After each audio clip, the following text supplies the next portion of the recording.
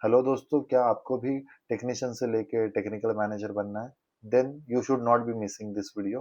This video is important for everyone who is working into the facility management and particularly into the technical domain. But even if you are a non-technical guy, after this video and basically entire my series, you will be the technical guy who will be having the almost 90 to 99% of the understanding of the business, basically how the facility works. So basically coming back to the our second question series of the AHU starting with the sixth question. जो हमने पहले 5 question देखे हैं वो last video में available है. You can go back and check those questions basically. So starting with the another question, explain the static pressure control in the AHU with the VFD. तो आपका AHU का full form पता है, VFD का full form होता है आपका variable frequency drive. Frequency को शॉर्ट फॉर्म में लिख रहा हूँ, इसको ड्राइव लिख रहा हूँ. तो वेरिएबल फ्रीक्वेंसी ड्राइव. अभी आप पूछोगे कि स्टैटिक प्रेशर क्या होता है. तो स्टैटिक प्रेशर जो होता है, प्रेशर बेसिकली एयर का प्रेशर जो एग्जर्ट किया जाता है आपके डक्ट के वॉल पे. सो जैसे अभी मैं डक्ट बना रहा हूँ, फॉर एग्जांपल मेरा ड्राइंग खराब है but you guys can understand. So ये एयर जो जा रहा है यहाँ पे, तो जाने वाला एयर जो पुश करेगा प्रेशर ये डक्ट पे, ऊपर भी करेगा, ये साइड भी करेगा, आगे भी करेगा. अगर आगे जो डैम्पर है अगर वो बंद है तो ये जो प्रेशर होगा वो स्टैटिक प्रेशर होल्ड हो जाएगा यहाँ पे. इसलिए इसको कहते हैं static pressure. So modern system क्या है, उसमें अभी स्टैटिक के प्रेशर के सेंसर भी होते हैं. तो प्रेशर सेंसर होता है, तो वो क्या करता है, जैसे अभी AHU का वर्किंग इसमें बेसिकली VFD के थ्रू कैसे होता है. जैसे आपने डिमांड डिक्रीज हो गया, जैसे फ्लोर खाली है, यहाँ का लोड कम हो गया. जैसे लोग भी एक लोड ही है बेसिकली. तो जो as a human we are a heat load. So if people are less basically, equipment are also switched off, then load will demand basically cooling का कम हो जाएगा, लोड कम हो जाएगा. तो क्या होगा, आपका VAV का डैम्पर क्लोज होगा बेसिकली. VAV का डैम्पर क्लोज हुआ, जैसे मैंने कहा कि यहाँ पे डैम्पर क्लोज हो गया, तो अभी जो स्टैटिक प्रेशर है इंक्रीज हो जाएगा क्योंकि हवा पास नहीं होगा आगे. अगर आगे नहीं आएगा तो यहाँ पे अटका रहेगा, तो प्रेशर इंक्रीज करेगा. जैसे ही आपका स्टैटिक प्रेशर इंक्रीज होता है, यहाँ पे जो सेंसर लगा वो कमांड देता है कि प्रेशर मेरा बढ़ चुका है. तो ये जो प्रेशर बढ़ा हुआ है ये इसको कम ये सिग्नल देता है. तो VFD एक स्मार्ट डिवाइस है, इसके सारे प्रोग्राम हुए रहता है. तो जैसे ही ये प्रेशर बढ़ गया, आपका VFD का स्पीड फ्रीक्वेंसी कम कर देता है, तो वो आपका फैन का स्पीड जो है रिड्यूस हो जाता है. तो वो क्या, इसी तरह से फैन का स्पीड कम हो गया तो आपका एनर्जी भी सेव होता है.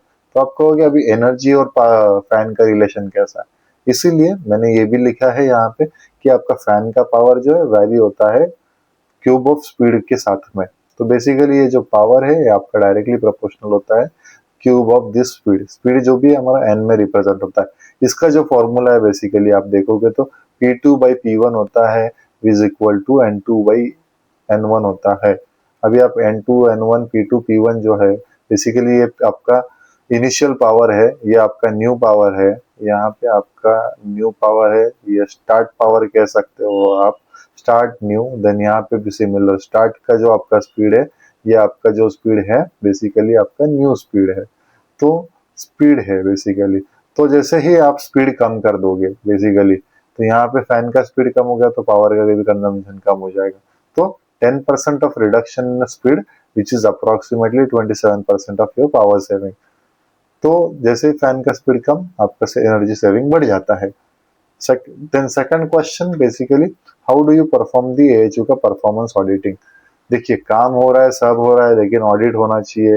जैसे आपका इक्विपमेंट बराबर चल रहा है कि नहीं, उसका क्वालिटी टेस्ट होना चाहिए. तो अभी जैसे इसमें कुछ चेक पॉइंट्स है. बेसिकली आपका फर्स्ट है एयर फ्लो, जो कि आप CFM मेजर कर सकते हो. तो उसका टूल जो है एनीमोमीटर कहते हैं उसको, उससे चेक हो सकता है. CFM meter, anemometer basically technical term anemometer है. Then filter pressure drop. तो फिल्टर प्रेशर ड्रॉप भी हमें पता चल जाता है, बिफोर आफ्टर का ले सकते हो. जैसे यहाँ पे फिल्टर है तो बिफोर हो जाएगा, ये हो जाएगा आफ्टर. देन कॉइल का डेल्टा टी आपका एयर साइड वाटर साइड दोनों भी ले लो, इसके पहले क्या है इसके बाद में क्या है. Then motor current versus rated current. तो रेटेड करंट आपको क्या पे आ जाएगा, मोटर का नेम प्लेट पे आ जाएगा कि इस पे अपना रेटेड करंट कितना है. तो वो उसके वर्सेस एक्चुअल करंट कितना ले रहा है, ज्यादा ले रहा है तो लोड बढ़ चुका है, बेसिकली आपका परफॉर्मेंस डाउन हो रहा है. अगर सेम रह रहा है तो फिर आपका परफॉर्मेंस प्रॉपर है. देन वाइब्रेशन लेवल, ये जब चलता है तो इसका वाइब्रेशन कैसे हो रहा है, नॉइजी है, साइलेंट है, वो भी डिपेंड करेगा. और टच करने पे भी हम लोग को फील हो जाता है. There are equipment also which tells about the vibration basically AHU का। आपने देखा होगा AHU को जो भी है वो स्टैंड किया जाता है एक माउंटिंग पे, फ्लोर लेवल पे नहीं होता है। आपका नॉइज लेवल ऑपरेशन में पता चल जाएगा नॉइज कितना है। तो इसको डिजाइन वैल्यू के साथ में सारा कंपेयर करना है।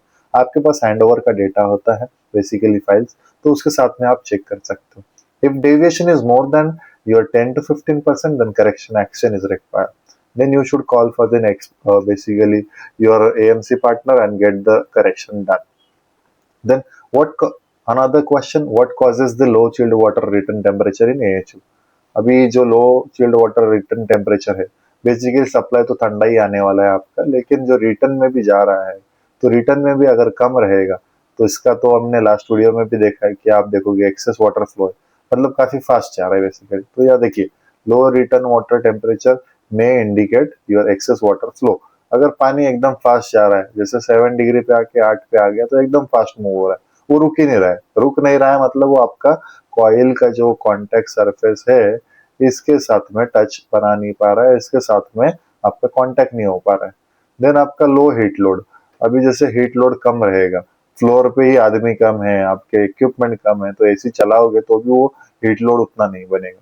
तो उसकी वजह से भी क्या होगा कि आपको जो पानी जा रहा है वो गर्म हो ही नहीं रहा है, तो उसके वजह मतलब हीट जनरेट ही नहीं हो रहा है, तो एब्जॉर्ब कहाँ होगी? तो 7 to 8 डिग्री में हो गया समझो, पकड़ लो, या 9 डिग्री में हो गया। इम्प्रॉपर बैलेंसिंग वॉल का सेटिंग, तो बैलेंसिंग वॉल जो अपना लगा हुआ रहता है सप्लाई लाइन पे, उसका एडजस्टमेंट करना काफी इंपॉर्टेंट है। तो इससे हमको अगर ये तीनों चीजें होती है, लो रिटर्न टेम्परेचर, तो उससे चिलर का भी एफिशिएंसी डाउन होता है, क्योंकि चिलर का एफिशिएंसी कैलकुलेट किया गया रहता है आपका रिटर्न का डेल्टा टी पे। तो देखिए आगे एग्जांपल जो दिया है मैंने, बेसिकली उसमें लिखा है सप्लाई वाटर आपका जो है 7 डिग्री पे गया, रिटर्न आपका 9 डिग्री, तो 2 ही डिग्री का आपका डेल्टा टी बना हुआ है। तो अभी चिलर डिजाइन किया रहता है इन्होंने यूजुअली, क्योंकि यहाँ पे 6 डिग्री का डिफरेंस आता है, जैसे हमने कहा था 7 to 6 के लिए बेसिकली। 7 पे सप्लाई पानी आ रहा है, रिटर्न जा रहा है 12 या 13 पे, तो आपका हो गया ये डिफरेंस कितना हो गया दोनों का, यहाँ पे 5 to 6 डिग्री का डिफरेंस आ गया। देन आप अभी देखोगे कि ये 2 ही डिग्री पे है बेसिकली, तो एचयू को लगेगा कि बराबर नहीं है, कुछ सिस्टम में गड़बड़ है, तो अभी और क्या करेगा, और एनर्जी पंप होगा आपका, तो इंक्रीज करेगा पंपिंग एनर्जी, और सिस्टम का जो एफिशिएंसी है वो डाउन हो जाएगा। तो इसीलिए ये आप आइडेंटिफाई कर सकते हो। Hence we usually take the every 2 hours reading into the chiller, into the AHU supply grill temperature as well, और बीएमएस में सारा दिख जाता है अगर आपका स्मार्ट फैसिलिटी मैनेजमेंट है तो। Then your 9, how do you decide filter replacement का टाइमिंग कब है साइंटिफिकली? अरे जैसे मन में आया कि साल हो गया, 2 साल हो गया, don't do that. Basically you should be having the technical back, basically क्या कहते हैं उसको, आपका टेक्निकल बैकअप रहना चाहिए, रीजन भी होना चाहिए। तो आपको ये एक प्रॉपर रीजन में बता रहा हूँ अभी, कि आपका डिफरेंशियल प्रेशर का रीडिंग जो होता है। अभी आप पूछोगे डिफरेंशियल प्रेशर क्या? अरे डिफरेंशियल प्रेशर मतलब आपका एएचयू में जो सेटिंग है बेसिकली, हमने जो डायग्राम में देखा था, चलो ये हमें इसे पकड़ते हैं, ये आपका फिल्टर है बेसिकली। तो फिल्टर के पीछे भी एक सेंसर लगेगा और आगे भी सेंसर लगेगा, दोनों सेंसर का जो है बेसिकली प्रेशर का जो है सेंसर रहेगा। तो यहाँ पे प्रेशर कितना, यहाँ पे प्रेशर कितना, दोनों डीपी सेंसर कहते हैं, तो डिफरेंशियल प्रेशर कैलकुलेट करता है। देन उसके बाद में नॉट टाइम वेस्ट ओनली, तो जैसे मैंने कहा कि आप मत कहो कि 2 साल हो गए अभी फिल्टर चेंज कर लो, नहीं, आपका जो है आपको डेटा देगा यहाँ से। क्लीन फिल्टर जो है आपका डक्ट प्रेशर जो है बेसिकली 20 mmWc। अब बोलोगे यार ये डीपी, ये लास्ट का एक वीडियो में भी आपने बोला था mmWc क्या होता है, तो बताता हूँ, रुको। ये है आपका मिलीमीटर, थोड़ा इसमें समझ लीजिए मेरा लैंग्वेज में, बट या मिलीमीटर ऑफ वाटर कॉलम। तो अभी ये क्या बात है, वाटर कॉलम क्या है? तो ये डीपी डिफरेंशियल प्रेशर, और ये यूनिट जब यूज किया था millimetre of water column, it is use for the very small kind of operation, जहाँ पे स्मॉल प्रेशर मेजर किया जाता है। लेबोरेटरीज हो गया, वहां पे भी काफी कम प्रेशर का कैलकुलेशन करना होता है। एचवैक सिस्टम में बेसिकली यूज करते हैं इसको। आपका कॉइल हो गया, आपका फिल्टर्स हो गया, इसका जो है प्रेशर मेजर करने के लिए। तो अभी ये वाटर कॉलम, तो जो लगभग आपका ये जो होता है 1, जैसे 1 mmWc is equal, mmWc is equal to 9.8 pascal, 9.8 pascal ये होता है कैलकुलेशन। तो अभी जैसे ये 20 mm जो WC है रिप्लेस करो आपको 40 और 50 हो जाए, तब उसके पहले आप देख सकते हो कि फिल्टर को वीकली धोओगे तो वो हेल्दी कंडीशन में रहेगा। जैसे अभी आपको देखना है कि monitor air flow reduction and motor ampere as well. जैसे तुरंत नहीं करना है, अगर साफ सफाई कर रहे प्रॉपर कर रहे मोटर का एम्पियर भी चेक करोगे आपको पता चल जाएगा कि लोड बढ़ रहा है नहीं बढ़ रहा है। लोड अगर कंट्रोल में है तो मोटर का एम्पियर भी कम रहेगा या मॉनिटर एयर फ्लो कर। तो अभी ये जो मैंने कहा ये सेंसर काम करता है आपका DP sensor, differential pressure sensor, जो बताता है आपको कि कब करना चाहिए क्या करना चाहिए। अभी एक और लास्ट क्वेश्चन अपना जो बचा है उसके बाद में हम देंगे आपको bonus question. Basically in a humidity complaint, in a high humidity complaint, how do you diagnose the root cause. तो रूट कॉज हर कोई बोलता है यार फैसिलिटी में आप दे दो आरसीए हमको इस चीज का। तो आरसीए कैसे निकालना है तो इसमें हम देखेंगे। देन आपका हाई ह्यूमिडिटी कंप्लेंट है। अब ये ह्यूमिडिटी बढ़ गया है, बेसिकली ह्यूमिडिटी बढ़ गया मतलब हवा में आपका पानी का प्रमाण बढ़ चुका है।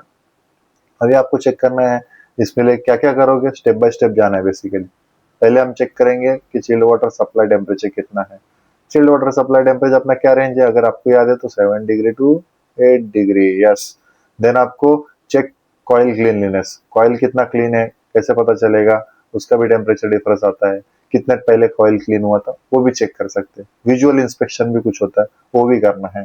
Then measure air and coil temperature, coil के सप्लाई टेम्परेचर रिटर्न टेम्परेचर, मतलब सप्लाई के टाइम पे कितना है कॉइल के आगे कितना मिल रहा है वो एक देखना है।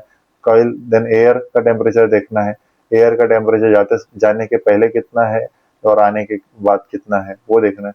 Then verify your fresh air का परसेंटेज एज वेल, क्योंकि आपका गर्म हवा बाहर से आएगा जो कि अनकंडीशन है वो आपके साथ हीट भी लाएगा, अदर गैसेस लाएगा, प्लस आपका ये भी लाएगा वाटर का ड्रॉपलेट, बेसिकली वाटर कैरियर होता है। तो इसके लिए हमको कैसे करना है ये देखो इसमें बताया। ह्यूमिडिटी का इश्यू ऑफन ऑकर होता है because of high chilled water temperature. तो इनलेट टेम्परेचर भी अगर ज्यादा आ जाएगा तो पानी का प्रमाण उसमें आ जाएगा। देन हाई फेस वेलोसिटी, अभी हमने फेस वेलोसिटी देखा है कि जो बाहर से एयर आता है उसका जितना आपके कूलिंग कॉइल के साथ सरफेस एरिया के साथ कांटेक्ट होता है जिस प्रेशर से, उसको हाई एयर वेलोसिटी बोलते हैं। एक्सेस फ्रेश एयर जैसे मैंने कहा ज्यादा हो जाएगा तो CO2 तो चलो कम कर देगा लेकिन इसके साथ में आपका ह्यूमिडिटी बढ़ा देगा।